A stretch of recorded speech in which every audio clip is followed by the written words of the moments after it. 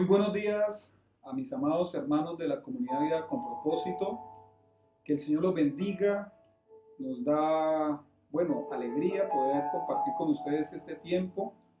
Vamos a celebrar nuestro culto al Señor, según Él mismo nos está permitiendo y con los recursos que Él está permitiendo para nuestras vidas. Son tiempos de angustia y zozobra en el mundo, pero nosotros confiamos en nuestro Señor, que es el Todopoderoso. Quiero leerles el Salmo 46, es un salmo precioso. Dice así: Dios es nuestro amparo y nuestra fortaleza, nuestra ayuda segura en momentos de angustia. Por eso no temeremos aunque se desmorone la tierra y las montañas se hundan en el fondo del mar. Aunque rujan y se encrespen sus aguas, y ante su furia retiemblen los montes. Hay un río cuyas corrientes alegran la ciudad de Dios, la santa habitación del Altísimo. Dios está en ella, la ciudad no caerá. Al rayar el alba, Dios le brindará su ayuda. Se agitan las naciones, se tambalean los reinos.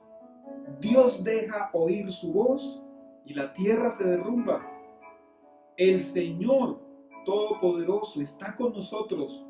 Nuestro refugio es el Dios de Jacob. Vengan y vean los portentos del Señor. Él ha traído desolación sobre la tierra.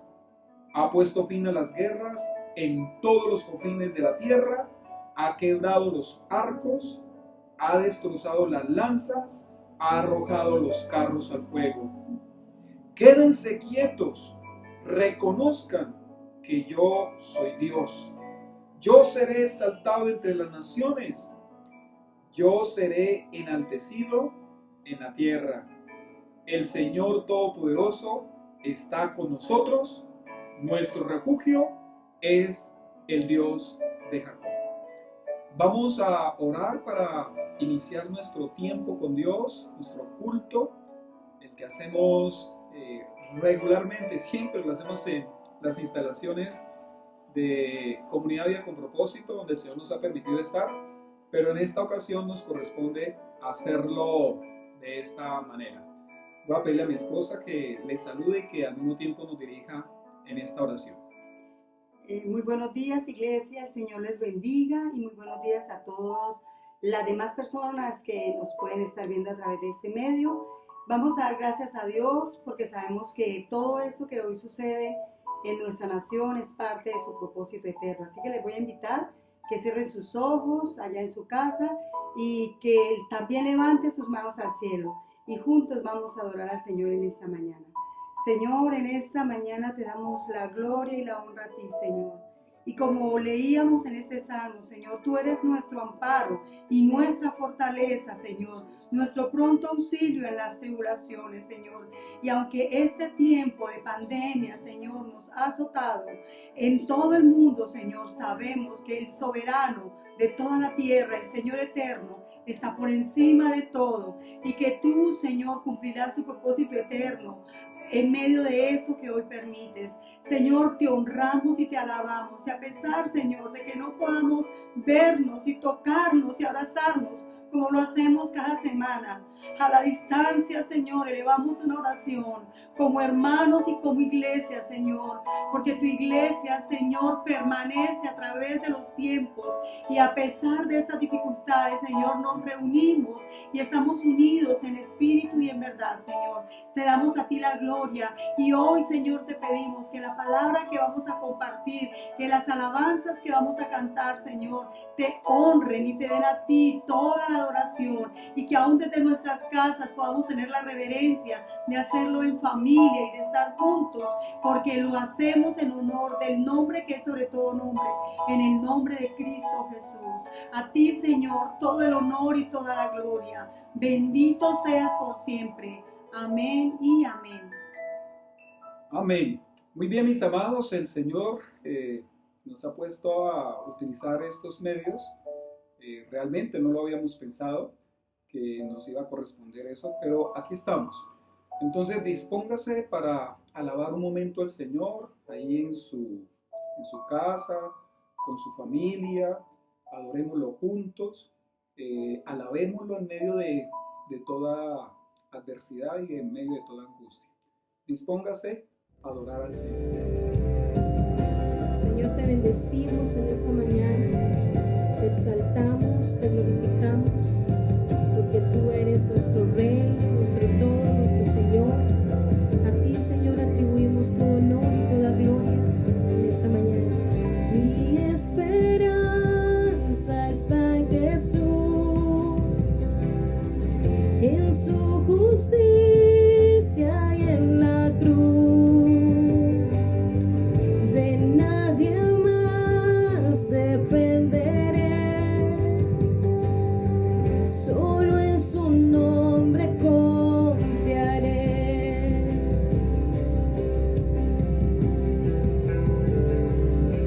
Mi esperanza está en Jesús, en su justicia y en la cruz. De nadie más dependeré, solo en su nombre confiaré.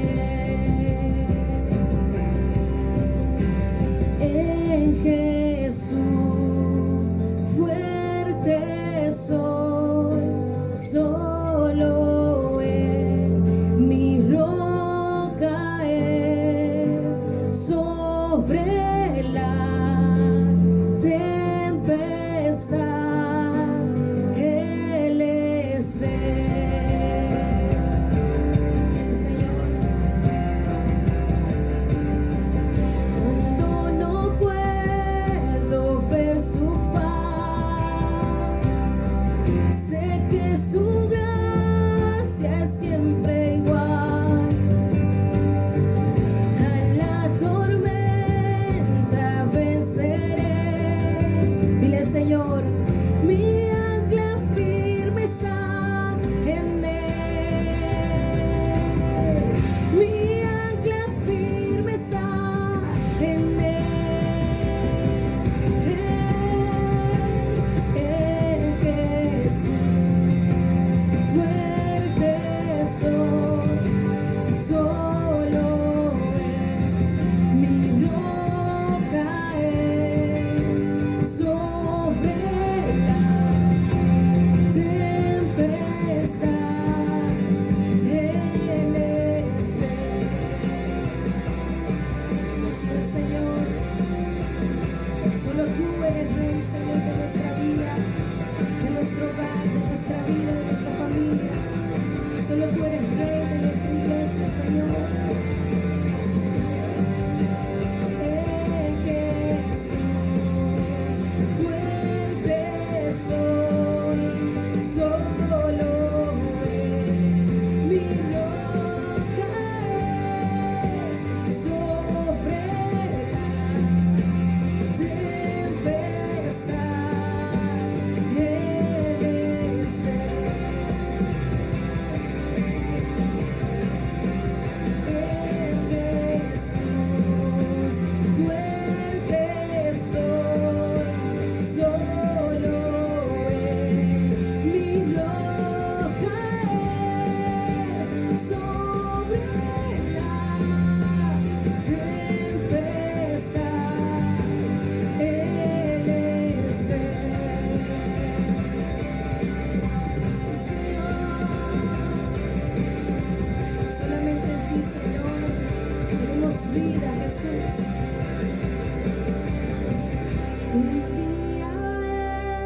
regresará. Esperamos en ti.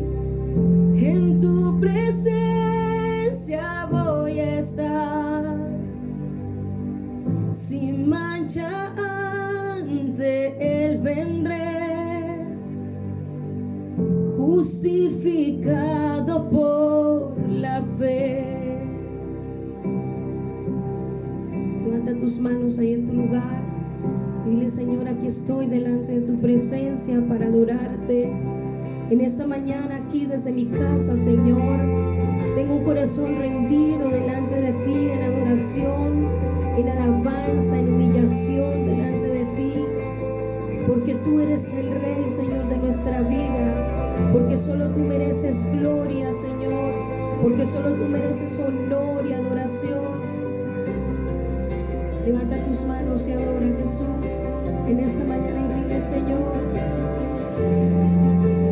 fuerte soy, solo en mi roca es, sobre la tempestad Él es rey. Vamos, levanta tus manos y dile, Señor, en Jesús, fuerte soy, solo en mi roca es, sobre la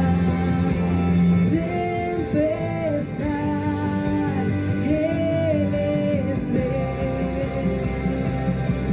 Una vez más dile al Señor, en Jesús, fuerte soy, solo en mi roca es, sobre la tempestad Él es rey. Adora a tu Rey en esta mañana y en tu lugar, en tu casa. Levanta tus manos y adórale. Siempre es un buen tiempo para adorarte, Señor. Siempre es un tiempo para glorificarte, Jesús, y exaltarte, Señor.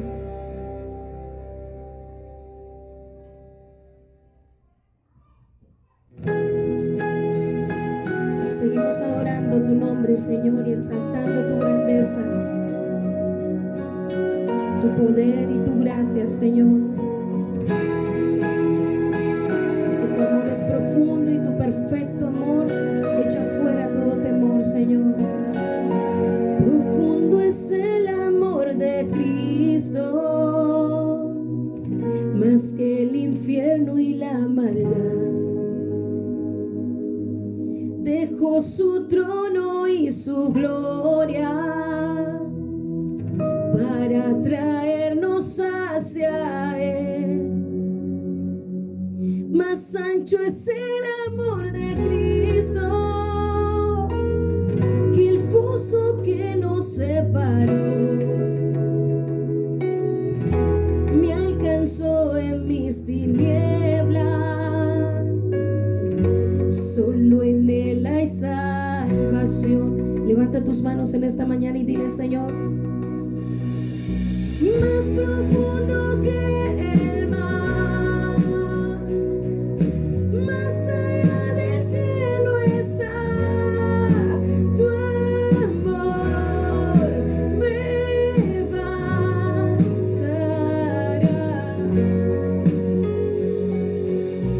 Más fuerte es el amor de Cristo que mi enemigo más feroz.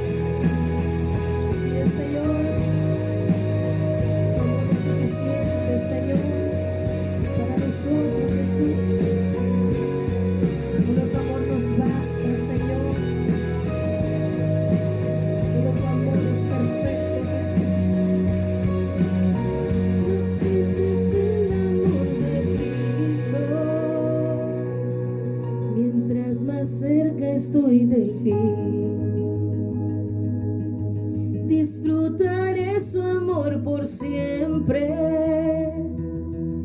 Ante tu trono estaré, me llenará el amor de Cristo,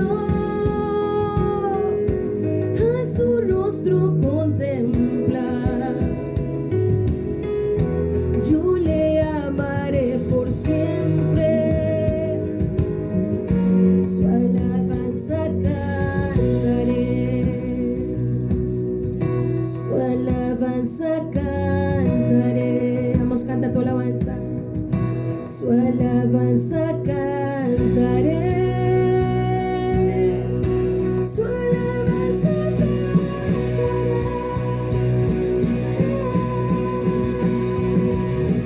Más profundo que el mar, más allá del cielo está tu amor,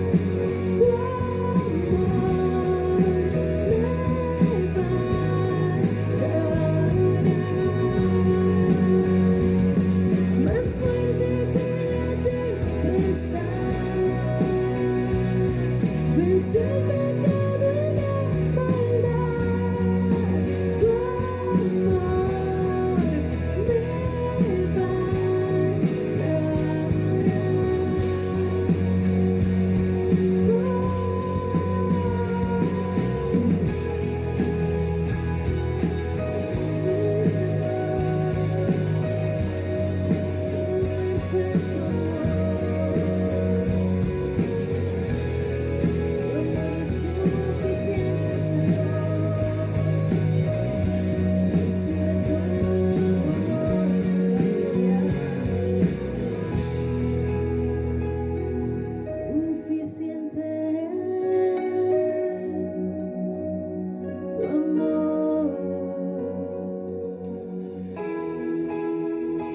Señor, recibe toda gloria y toda honra, Jesús. ¿Qué tal si levantas un aplauso al Señor ahí donde estás? En adoración, en alabanza al Rey de Reyes. Continuamos con nuestro culto al Señor. Le animo a que esté muy atento a la exposición de la palabra de Dios, tal como lo teníamos planeado ya desde hace un mes. Hoy va a predicar la palabra del Señor nuestro hermano Raúl Villamizar. Espero que estemos todos muy atentos para escuchar el consejo de Dios por medio de su palabra.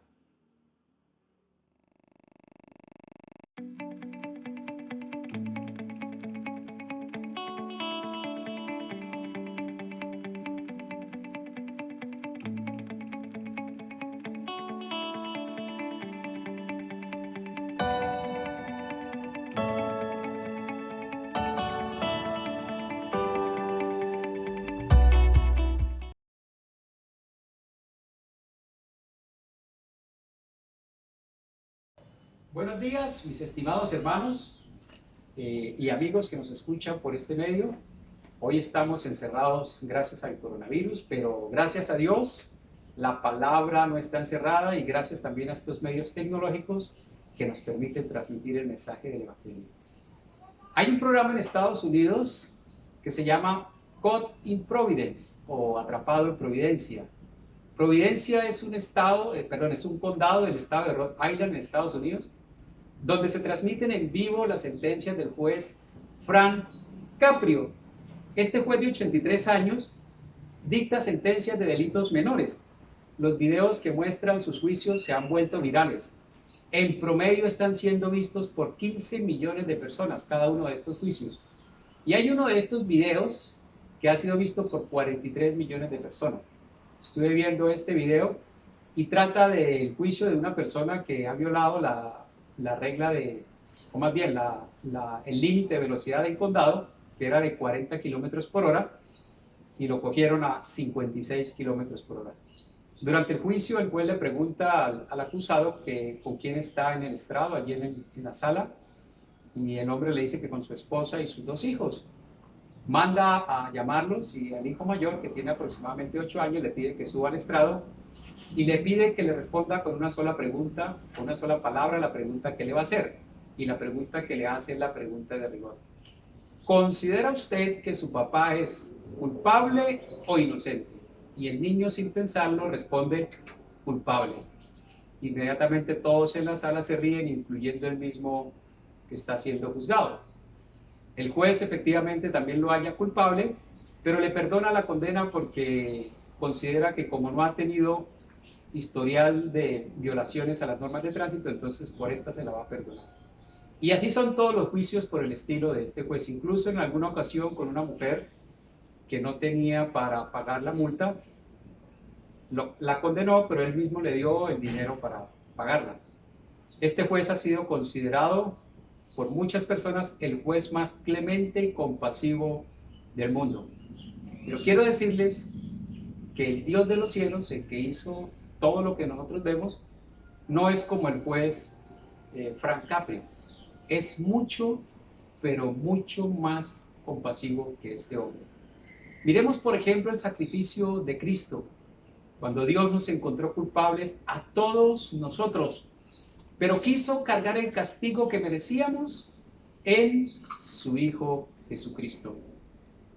Y ya entiendo por qué los videos de este juez están siendo virales, porque todos queremos que cuando nos juzguen, bien sea un juez o una autoridad, lo hagan con clemencia, con compasión. ¿A usted no le gustaría, estimado oyente, que cuando le apliquen una sentencia también sea como el juez Frank Caprio, con misericordia?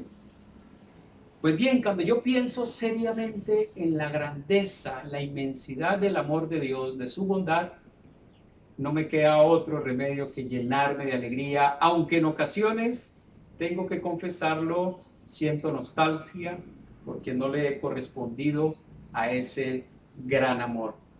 Pero cuando uno ve solo la bondad de Dios, mis estimados, y no tiene en cuenta la severidad de Dios, está en un gran riesgo. Y ese gran riesgo es perderse eternamente. Sí, aunque le parezca exagerado, eso es lo que vamos a estudiar en el día de hoy. Porque la Biblia, desde el Génesis hasta el Apocalipsis, está llena de las maravillosas verdades de la bondad de Dios, pero también nos muestra su temible severidad. Como lo dice Hebreos 10:31, terrible cosa es caer en manos del Dios vivo. Pablo en Romanos 11 nos recuerda estas dos verdades, la bondad y la severidad de Dios, las cuales van juntas. Por eso el tema de hoy lo hemos titulado Bondad y Severidad, dentro de la serie que estamos estudiando del libro de Romanos que llamamos Entendiendo el Evangelio. Ya hemos estudiado los capítulos 3, 7 y 8 y hoy vamos a estudiar el capítulo 11. Así que les invito para que abran sus Biblias y lean conmigo Romanos capítulo 11 del versículo 1 al 24. Repito, Romanos capítulo 11 del versículo 1 al 24. Yo lo voy a leer en la Nueva Versión Internacional. Dice así: Por lo tanto pregunto, ¿acaso rechazó Dios a su pueblo? De ninguna manera. Yo mismo soy israelita, descendiente de Abraham, de la tribu de Benjamín. Dios no rechazó a su pueblo al que de antemano conoció. ¿No saben lo que relata la Escritura en cuanto a Elías? Acusó a Israel delante de Dios. Señor, han matado a tus profetas y han derribado tus altares. Yo soy el único que ha quedado con vida y ahora quieren matarme a mí también. ¿Y qué le contestó la voz divina? He apartado para mí 7,000 hombres, los que no se han arrodillado ante Baal. Así también hay en la actualidad un remanente escogido por gracia, y si es por gracia, ya no es por obras, porque en tal caso la gracia ya no sería gracia. ¿Qué concluiremos? Pues que Israel no consiguió lo que tanto deseaba, pero sí lo consiguieron los elegidos. Los demás fueron endurecidos, como está escrito. Dios le dio un espíritu insensible, ojos con los que no pueden ver y oídos con los que no pueden oír, hasta el día de hoy. Y David dice que sus banquetes se les conviertan en red y en trampa, en tropezadero y en castigo, que se les nublen los ojos para que no vean y se encorven sus espaldas para siempre. Ahora pregunto, ¿acaso tropezaron para no volver a levantarse? De ninguna manera. Más bien, gracias a su transgresión, ha venido la salvación a los gentiles para que Israel sienta celos. Pero si su transgresión ha enriquecido al mundo, es decir, si su fracaso ha enriquecido a los gentiles, ¿cuánto mayor será la riqueza que su plena restauración producirá? Me dirijo ahora a ustedes, los gentiles. Como apóstol que soy de ustedes, le hago honor a mi ministerio, pues quisiera ver si de algún modo despierto los celos de mi propio pueblo para así salvar a algunos de ellos. Pues si el haberlos rechazado dio como resultado la reconciliación entre Dios y el mundo, ¿no será su restitución una vuelta a la vida? Si se consagra la parte de la masa que se ofrece como primicias, también se consagra toda la masa. Si la raíz es santa, también lo son las ramas. Ahora bien, es verdad que algunas de las ramas han sido desgajadas y que tú, siendo de olivo silvestre, has sido injertado entre las otras ramas. Ahora participas de la savia nutritiva de la raíz del olivo. Sin embargo, no te vayas a creer mejor que las ramas originales, y si te jactas de ello, ten en cuenta que no eres tú quien nutre a la raíz, sino que es la raíz la que te nutre a ti. Tal vez dirás, desgajaron unas ramas para que yo fuera injertado. De acuerdo, pero ellas fueron desgajadas por su falta de fe, y tú por la fe te mantienes firme. Así que no seas arrogante, sino temeroso, porque si Dios no tuvo miramientos con las ramas originales, tampoco las tendrá contigo. Por tanto, considera la bondad y la severidad de Dios. Severidad hacia los que cayeron y bondad hacia ti. Pero si no te mantienes en su bondad, tú también serás desgajado. Y si ellos dejan de ser incrédulos, serán injertados, porque Dios tiene poder para injertarlos de nuevo. Después de todo, si tú fuiste cortado de un olivo silvestre al que por naturaleza pertenecías, y contra tu condición natural fuiste injertado en un olivo cultivado, con cuánta mayor facilidad las ramas naturales de ese olivo serán injertadas de nuevo en él. Desde el capítulo 9, Pablo viene hablando acerca del pueblo de Israel.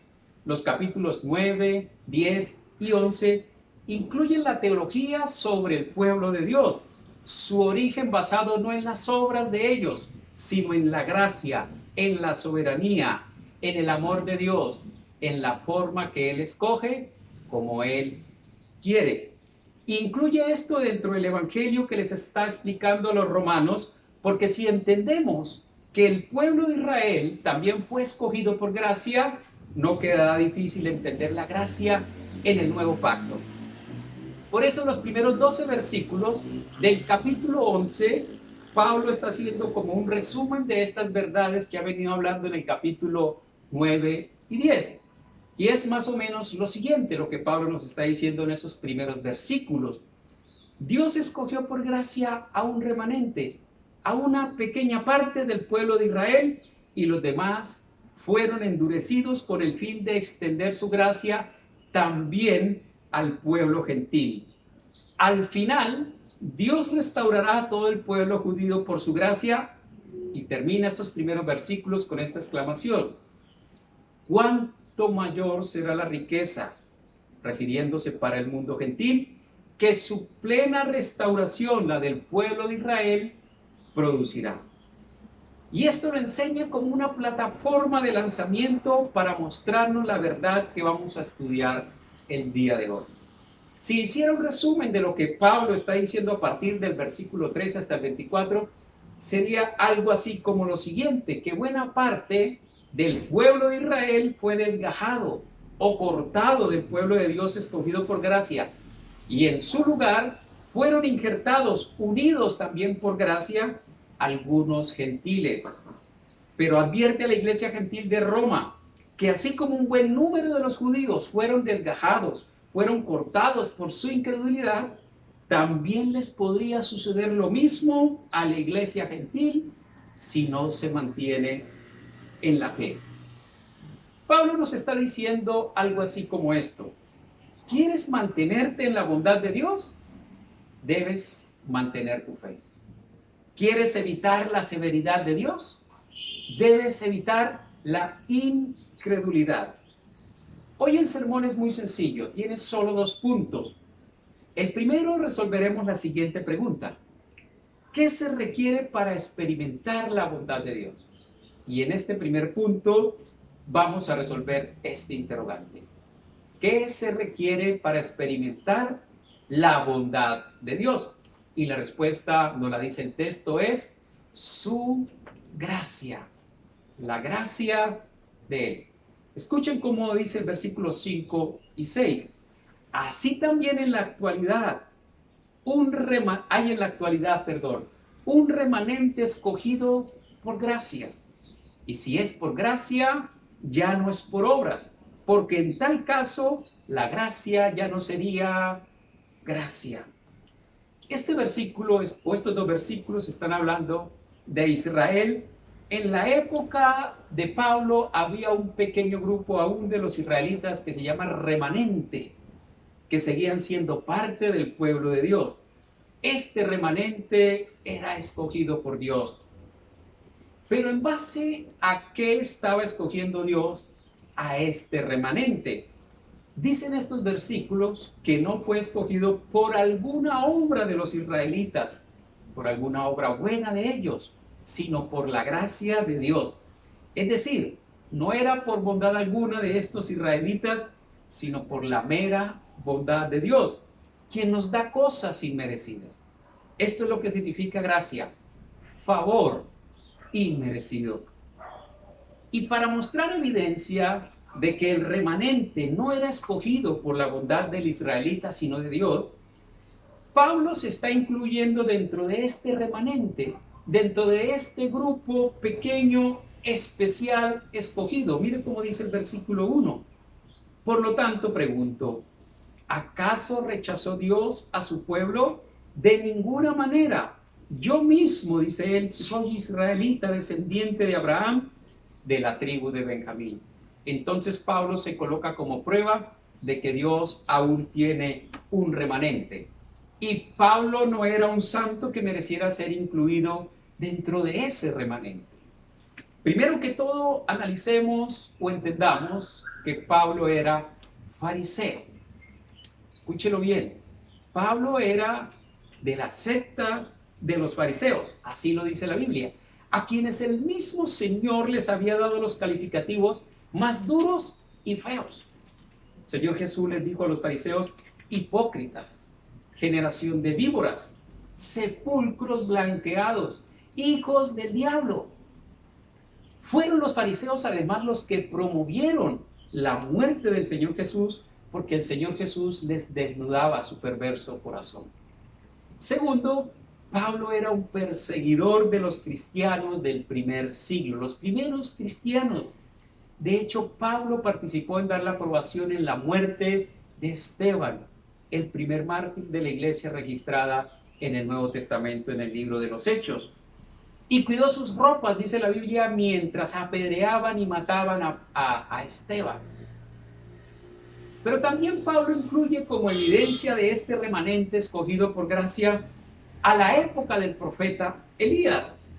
Pablo recuerda que en la época de Elías, este creyó que solo él quedaba como un fiel israelita, pues veía cómo todos los demás estaban entregados a la idolatría, que habían destruido todos los altares a Dios santos y en su reemplazo habían levantado altares de sacrificio a los ídolos. Elías quizás creyó que si lo mataban a él, el único fiel israelita que quedaba, desaparecería el pueblo de Dios. Pero Dios le dijo a Elías, parafraseando algo así como lo siguiente: tranquilo, don Elías, he apartado a 7,000 israelitas varones para mí, que no se han arrodillado ante Baal, así que puedes morirte tranquilo. Y por eso es que el versículo 5 empieza diciendo, así también hay en la actualidad. Para demostrar que así como sucedió con la escogencia de los 7,000 israelitas de la época de Elías, así también en su época había un remanente escogido por gracia. Y esto de que Dios escogió a uno del pueblo de Israel por gracia y no a todos, y no por mérito de estos israelitas, lo viene diciendo Pablo desde el capítulo 9.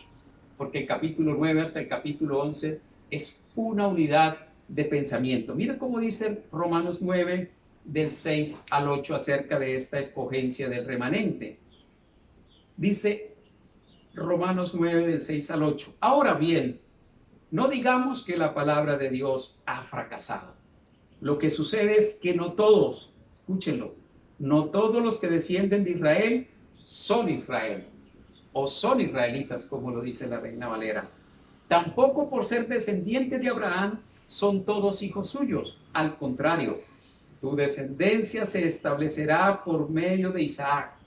En otras palabras, los hijos de Dios no son los descendientes naturales, más bien se considera descendencia de Abraham a los hijos de la promesa. Pablo está demostrando que fue Dios quien escogió a Isaac antes de que fuera siquiera engendrado y antes de que Isaac hiciera algo bueno o algo malo. Abraham tuvo hijos naturales de 3 mujeres, pero solo fue el hijo que tuvo con Sara a quien Dios escogió para darle la promesa, es decir, a Isaac. No todos los hijos naturales de Abraham recibieron la promesa divina de heredar la tierra de Canaán. Solamente Dios se la dio a Isaac antes de que éste naciera. Y más adelante en este mismo capítulo 9 dice Pablo aún algo más revelador. Este Isaac tuvo una sola esposa llamada Rebeca, y Rebeca tuvo un solo parto producto de su relación con Isaac. Pero en este parto nacieron 2 varones mellizos. Entonces, y solo uno de ellos tendría la promesa de Abraham. ¿Cuál sería el que recibiría la promesa? ¿En base a qué Dios tomaría la decisión por uno de estos 2 herederos de Isaac? ¿Seguiría Dios la costumbre de los pueblos de aquel entonces de dar prelación al hijo mayor? Escuchemos cómo dice el relato bíblico en los versículos 10 al 13 de este mismo capítulo 9. No solo eso, también sucedió que los hijos de Rebeca tuvieron un mismo padre, que fue nuestro antepasado Isaac. Sin embargo, antes de que los mellizos nacieran o hicieran algo bueno o malo, y para confirmar el propósito de la elección divina, no en base a las obras, sino al llamado de Dios, se le dijo a ella, el mayor servirá al menor. Y así está escrito, amé a Jacob, pero aborrecí a Esaú. Queda claro entonces, mis estimados, que Dios elige a su remanente no en base a las obras que éstos hagan, sino en base a su soberanía, en base a su gracia, en base a su bondad, como Él lo determina. Si Dios eligiera a las personas o el remanente en base a las obras de justicia de éste, la elección entonces ya no estaría fundamentada en la bondad de Él, sino en la bondad nuestra. Luego sería otro evangelio diferente al que Pablo ha venido enseñando desde los primeros capítulos, donde muestra tácitamente que todos, absolutamente todos hemos pecado y que no hay ni uno solo bueno. Y si no somos buenos, necesitamos indiscutiblemente la bondad de Dios para ser elegidos como hijos suyos. Pero yo sé que esta verdad trae un serio interrogante a nuestra mente. ¿Por qué entonces Dios no elige a todos, sino solamente a un remanente? ¿Esto no sería una injusticia de parte de Dios? Primero que todo, es importante notar que la pregunta misma conlleva un falso supuesto, y es que todos merecemos la bondad de Dios o que Dios debe bondad a todos. Pero la verdad es que nadie, escúcheme bien, nadie merece la bondad de Dios. Dios no le debe bondad a nadie. Una cosa es que Dios sea bueno con todos y otra cosa muy distinta es que todos merezcamos esa bondad o que Dios deba darle esa bondad a todos. Y quiero que se aprenda esto, escúchelo bien. Yo no merezco la bondad de Dios. Yo no merezco la bondad de Dios. Si usted, mi estimado, no cree esto, no cree en la verdad central del Evangelio, la cual dice que yo no soy salvo por mis obras, sino por la gracia absoluta de Él, no por algo bueno que haya en mí. Y segundo, antes de responder este interrogante, quiero decirles que la respuesta ha generado división en la iglesia. Así que la respuesta mía no va a generar división más de la que ya existe. Además, la respuesta que les voy a dar no es mía, sino la que encuentro en las páginas de la Biblia, pues este interrogante que yo he planteado ya fue planteado en las Sagradas Escrituras por Pablo. La división es realmente entre los que creen la respuesta bíblica y los que no la creen o no la aceptan. Yo y el pastor, y esperamos que ustedes también, nos encontremos en el grupo de los que creemos la respuesta bíblica. Steve Lawson dijo lo siguiente: la Biblia no es difícil de entender, simplemente es difícil de aceptar. Mire la respuesta de Pablo a este interrogante, versículos 14 al 16, ahí mismo en el capítulo 9. ¿Qué concluiremos? ¿Acaso es Dios injusto? De ninguna manera. Es un hecho que a Moisés le dice, escuche con atención, tendré clemencia de quien yo quiera tenerla y seré compasivo con quien yo quiera serlo. Por lo tanto, la elección no depende del deseo ni del esfuerzo humano, sino de la misericordia de Dios. Y en los versículos 19 y 21 sigue complementando su respuesta diciendo, pero tú me dirás, entonces, ¿por qué todavía nos echa la culpa a Dios? ¿Quién puede oponerse a su voluntad? Respondo, dice Pablo, ¿quién eres tú para pedirle cuentas a Dios? ¿Acaso le dirá la olla de barro al que la modeló, ¿por qué me hiciste así? ¿No tiene derecho el alfarero de hacer del mismo barro unas vasijas para usos especiales y otras para fines ordinarios? Mi estimado, yo entiendo que estos temas son complejos de entender y de aceptar por muchos, pero hemos tomado la decisión de enseñar todo el consejo de Dios y hoy en la parte que nos corresponde. Si queremos entender el Evangelio tal como es, no podemos dejar de estudiar la gracia de Dios, que por definición nos dice que es un asunto divino sin depender del mérito de nosotros. Y ejemplos bíblicos de esta elección no es solo la de Isaac y la de Jacob, la elección de los apóstoles, la elección tuya, la elección mía, son claros ejemplos de que nosotros nunca buscamos a Dios, sino que fue Él el que nos buscó a nosotros primero. Y no fue por algo bueno que vio en nosotros que nos buscó. Hasta ahora hemos venido hablando de los israelitas. ¿Y qué ha pasado con los gentiles? Es decir, con los que no somos israelitas. Porque hasta ahora Pablo ha abordado la bondad de Dios con el remanente del pueblo de Israel. Pues sucedió de la misma manera que con los israelitas. Dios eligió un remanente, un pequeño grupo de entre los gentiles después de la muerte y la resurrección del Señor Jesucristo. Esto le costó casi 10 años a la iglesia primitiva entenderlo, de que los gentiles también eran parte de la salvación por gracia. Los primeros cristianos, incluso los 12 apóstoles, no predicaban inicialmente a los gentiles porque creían que la salvación por gracia era solo para el pueblo de Israel. Dios tuvo que hacer una intervención milagrosa en Pedro para que fuera a predicarle a un centurión romano por allá en Cesarea, a un gentil, entrara en su casa que era prohibido para un judío y le predicara. Y allí sucede un hecho maravilloso. Se derrama el Espíritu Santo con poder, tal como había sucedido en la iglesia de Jerusalén israelita en la fiesta de Pentecostés. Pedro comprendió entonces que la salvación también era para los gentiles. Pero aún así, Pedro ni ninguno de los apóstoles siguió predicando a los gentiles.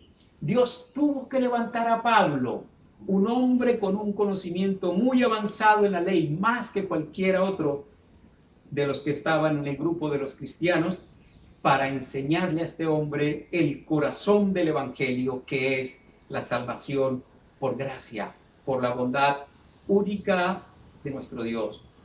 Pablo comprendió muy bien la revelación divina del evangelio del Señor Jesucristo y fue enviado a ganarse el mundo gentil. Pablo comprendió que así como había sucedido con el pueblo de Israel, Dios también había elegido un remanente de entre los gentiles. Mis estimados, pueden haber muchos entendidos, pueden haber muchos gentiles que conocen el evangelio. Incluso puede suceder que se congreguen como si fuera un solo pueblo, pero solo hay un remanente. Pueden haber muchos entendidos, pero pocos elegidos. Pero en el capítulo 11, Pablo no solamente está hablando de la bondad de Dios, sino también de su severidad. Y el relato es claro en mostrar que tanto los judíos como los gentiles experimentan o pueden recibir tanto la bondad como la severidad de Dios. Pablo equilibra las cargas para que el evangelio se conozca a plenitud. Por eso ahora vamos a resolver el segundo interrogante. ¿Qué se requiere para experimentar la severidad de Dios? ¿Qué se requiere para experimentar la severidad de Dios? En el interrogante anterior resolvimos qué se requiere para experimentar la bondad de Dios y dijimos que su gracia. Ahora, para experimentar la severidad de Dios se requiere mi incredulidad. Mire cómo dice Romanos 11, 19 y 20. Tal vez dirás, desgajaron, cortaron unas ramas para que yo fuera injertado. De acuerdo, pero ellas fueron desgajadas, escuche bien, por su falta de fe. Y tú por la fe te mantienes firme. Así que no seas arrogante, sino temeroso. El verbo desgajado que usa aquí Pablo también puede ser traducido como cortado o rechazado. Este significado es muy parecido al significado de la palabra griega que se ha traducido severidad, que es la palabra apotomía. Esta es la palabra que ha traducido severidad el texto unos versículos más adelante. Apotomía significa, escuche, cortar o separar abruptamente. Cortar o separar abruptamente. Y es exactamente lo que sucede con una rama cuando se arranca o desgaja. Se hace de un solo corte o de un solo jalón. Uno asimila normalmente severidad con dureza o con crueldad. Pero la palabra en español, mire lo que significa. Exactitud y rigor en el cumplimiento de una ley, una norma o una regla. Es decir, alguien severo es alguien que cumple o hace cumplir las normas de forma estricta. El texto que acabamos de leer nos muestra qué es lo que causa que un creyente sea desgajado o cortado del olivo, que es el pueblo de Dios. Ahí está la respuesta en el texto. La falta de fe, o como lo dice la Reina Valera, su incredulidad, que el cual es exactamente lo mismo. Es lógico entonces que la forma de desgajarse sea tajante o de forma abrupta, porque si lo que mantiene la rama pegada al olivo es la fe, entonces lo que lo desprende es su falta de fe. No hay zonas intermedias en la fe. ¿Se tiene fe o no se tiene fe? ¿Se está agarrado al árbol o se está desprendido? O como lo dice el Apocalipsis, ¿Se es frío o se es caliente? El texto también está haciendo referencia al pueblo de Dios, no al mundo que no conoce a Dios, sino al pueblo de Dios. Es decir, que el pueblo de Dios puede experimentar la severidad de Dios. ¿Saben por qué hay muchos cristianos arrogantes creyendo que pueden pecar y que serán salvos? No me queda la menor duda, porque no creen en la severidad de Dios. De ahí que Pablo al final del texto nos exhorta a no ser arrogantes, sino temerosos, porque la doctrina de la severidad de Dios nos hace un bien tremendo, nos hace volver temerosos de Él. Creer solo la bondad y no la severidad de Dios nos vuelve libertinos y nos puede llevar al mismo infierno. Por eso el aforismo para el día de hoy dice lo siguiente, escúchelo con atención. Considera siempre la bondad y la severidad de Dios. Una sola te puede condenar. Creer solo la bondad te puede condenar. Creer solo la severidad también te puede condenar. Tanto en el Antiguo Testamento como en el Nuevo Testamento la Biblia nos muestra ejemplos de la severidad de Dios. Por ejemplo, Adán y Eva, cómo fueron expulsados de manera tajante por Dios. El diluvio, cómo Dios acabó con toda la humanidad dejando solo una familia. Las plagas en Egipto, las 10 plagas tan duras y crueles. Ahora ustedes dirán, bueno, estos son castigos de Dios para el mundo, para Faraón, para Egipto por su pecado, pero escuche esta. 40 años pasó el pueblo de Israel en el desierto. En el desierto. Hoy estamos nosotros confinados en las casas, cómodos, con comida, con sombra, con agua, con alimentos, y creemos que es la severidad de Dios. Se ve que no hemos estudiado las Escrituras a profundidad. ¿Saben qué es pasar 40 años en un desierto sin agua, sin comida, sin sombra, sin techo? Esa es una muestra de la gran severidad, pero también de la bondad de Dios, porque aún en medio de estas situaciones Dios les mandaba el alimento del cielo. Qué bueno y maravilloso es Dios. Pero escúchenme bien, el pueblo de Israel como nación ha experimentado a lo largo de su historia 3 exilios. Ha sido sacado de su tierra violentamente 3 veces. Ha sido destruido en su totalidad. Han sido llevados cautivos. Han sido castigados violenta y terriblemente por los asirios, por los babilónicos, por los romanos, todas con gran destrucción y muerte. Y en el Nuevo Testamento no nos faltaría el tiempo para hablar de los juicios de Dios, del Apocalipsis. Y un ejemplo más de la iglesia: Ananías y Zafira cayeron muertos fulminantemente en el instante por mentirle al Espíritu Santo. Y ahora Pablo nos advierte en este texto de la severidad de Dios también en los creyentes del nuevo pacto. Escuchen, creyentes del nuevo pacto, porque los atributos de Dios son eternos, no se le olvide eso. Los atributos de Dios son eternos. No cambian según la época, tampoco cambian según la persona que tenga al frente. Algunos teólogos liberales creen que Dios evolucionó del Antiguo Testamento al Nuevo Testamento. Creen que el Dios del Antiguo Testamento era un Dios severo y el Dios del Nuevo Testamento ya es un Dios bueno. Otros ven a un Dios severo para con el mundo y bueno para con la iglesia. No, no y no.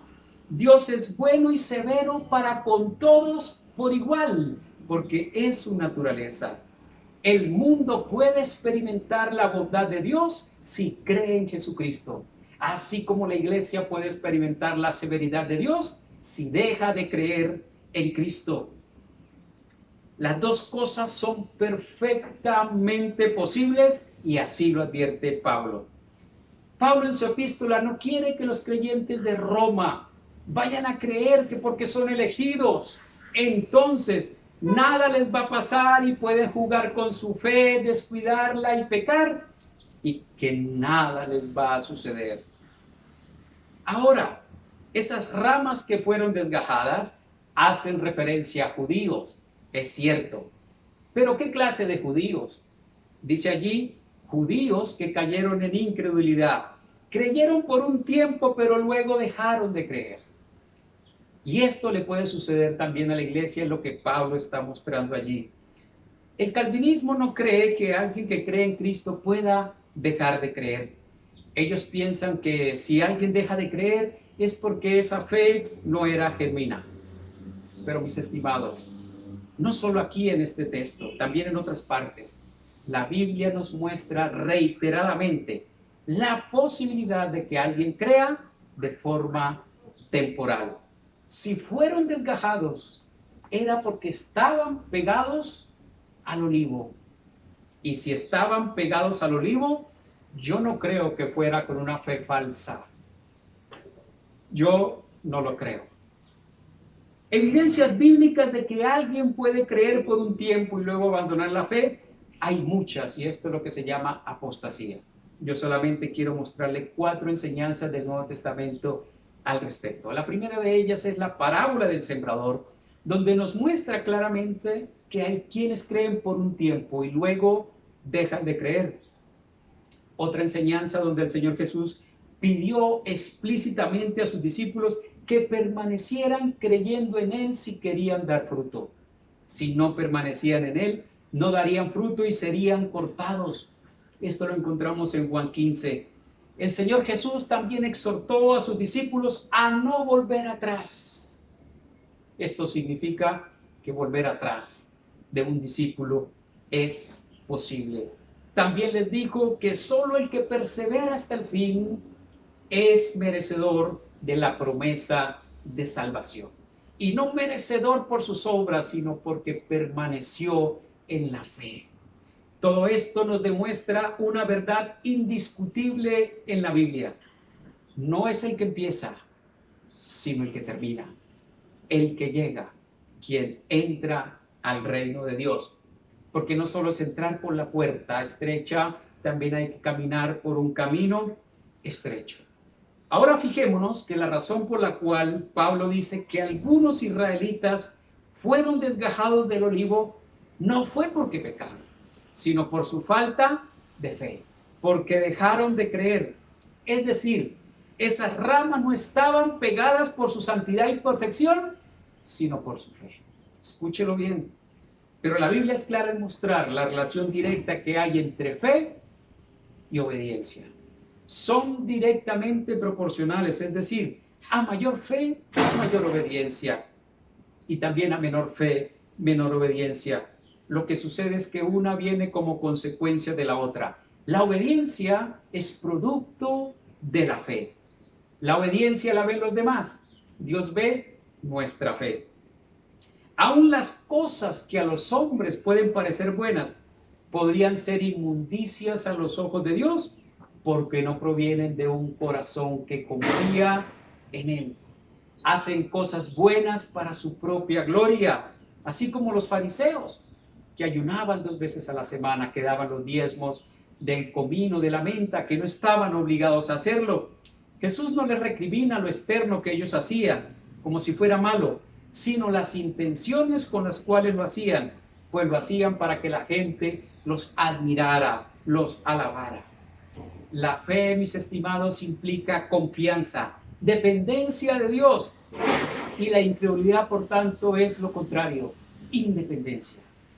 Escúchelo bien, independencia. Por eso, cuando yo empiezo a ser independiente, a vivir mi vida sin tener en cuenta a Dios, cuidado, la incredulidad puede estar entrando, avanzando en mi corazón. Un creyente es alguien que confía en Dios para toda la vida y en todo en su vida. No hace nada en su vida sin pensar en lo que Dios quiere. Un creyente es alguien que ora frecuentemente diciendo: Señor, haz tu voluntad, así como en los cielos, así también aquí en mi vida. Un creyente además es una persona que conoce la palabra de Dios y la guarda en su corazón para obedecerla. No lee la Biblia por leerla, sino cree en su corazón con convicción absoluta que allí está la voluntad perfecta de Dios. Y Pablo aborda este tema de las ramas desgajadas del pueblo de Israel para concluir de la siguiente manera, en el versículo 22. Dice, por tanto, considera, escuche esta palabra, considera la bondad y severidad de Dios. Severidad hacia los que cayeron y bondad hacia ti. Pero si no te mantienes en su bondad, tú también serás desgajado. Ese considera que está aquí, considera, es la palabra griega eido, que significa ver, ver físicamente, ver literalmente.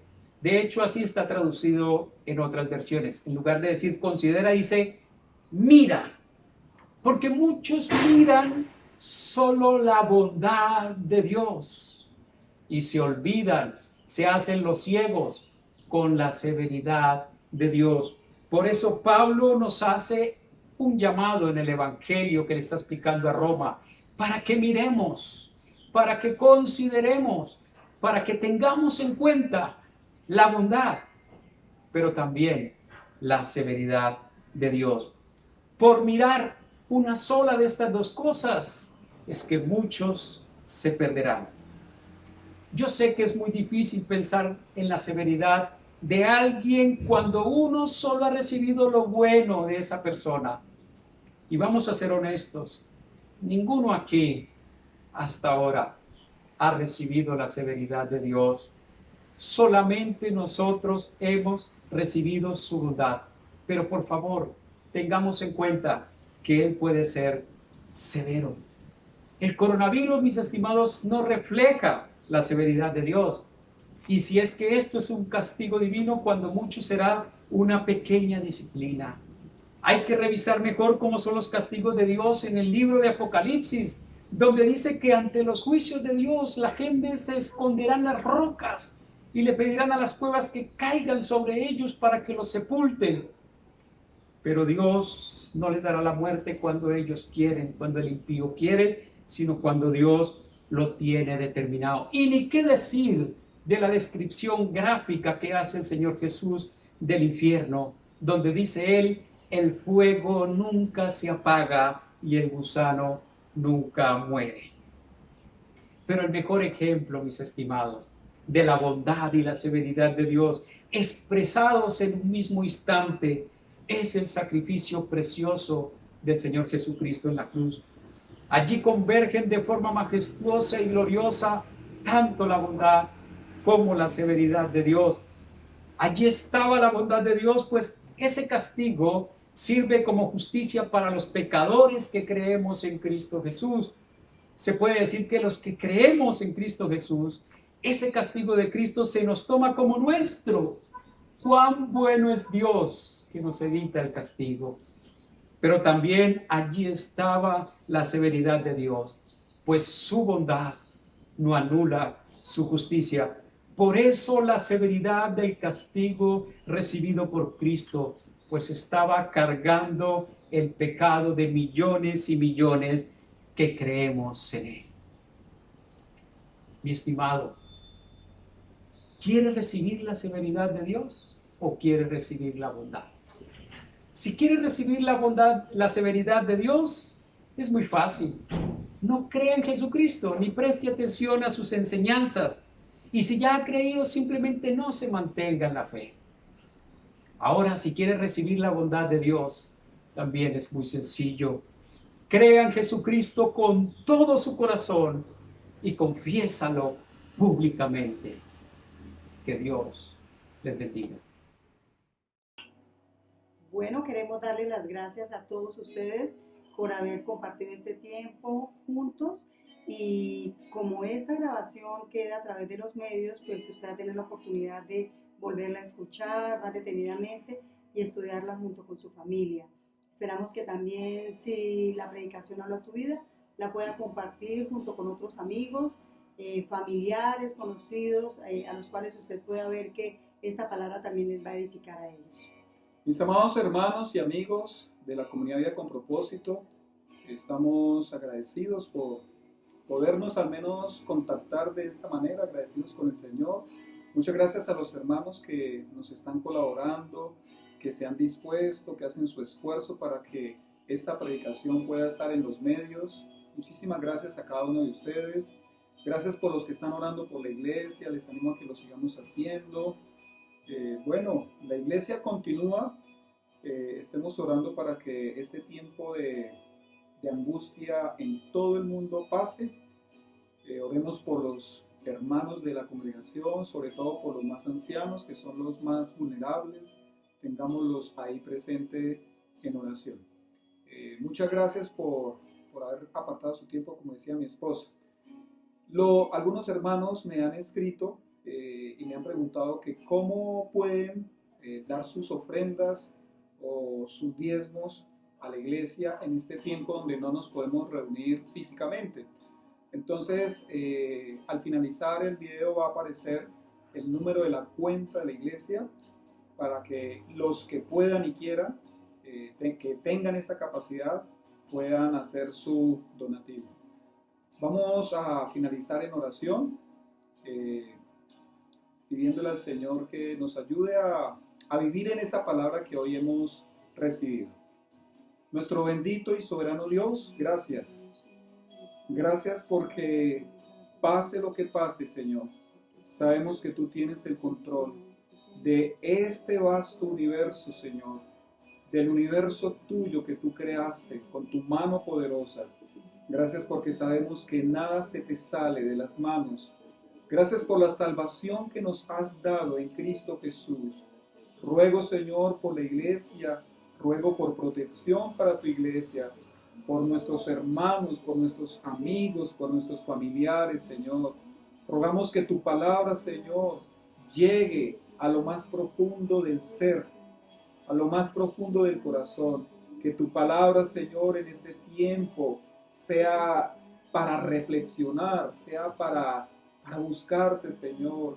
Ayúdanos a hacer luz en cada lugar donde tú nos pongas. Ayúdanos a emitir una palabra ungida con tu Santo Espíritu, Señor, que llegue a nuestras familias, a nuestros vecinos, a nuestros conocidos, Señor. Ayúdanos, Señor, en este tiempo a tener paz. Ayúdanos en la convivencia en casa, Señor. Quizás es algo nuevo para nosotros, estar conviviendo las 24 horas, a toda hora juntos, Señor. Yo te pido que nos des una sana convivencia, Señor, y que allí tu Espíritu Santo ministre nuestras vidas. Gracias por cada hermano y por cada amigo, Señor, que ha dispuesto este tiempo para escucharte. Te pido que esa palabra que ha sido predicada la uses, Señor, para hacernos más como Cristo Jesús. Te alabamos, honramos y te glorificamos, Padre, en Cristo Jesús. Amén. Amada iglesia, amados amigos, gracias por todo su tiempo. Que el Señor me lo siga bendiciendo y esperamos que, bueno, el Señor nos permita volvernos a ver físicamente muy pronto. Allí ya nos podemos abrazar, dar el estrechón de manos, el besito. Bueno, por ahora tenemos paciencia en el Señor. Estamos orando por ustedes y también sabemos que ustedes están orando por nosotros. Dios los bendiga, amada iglesia.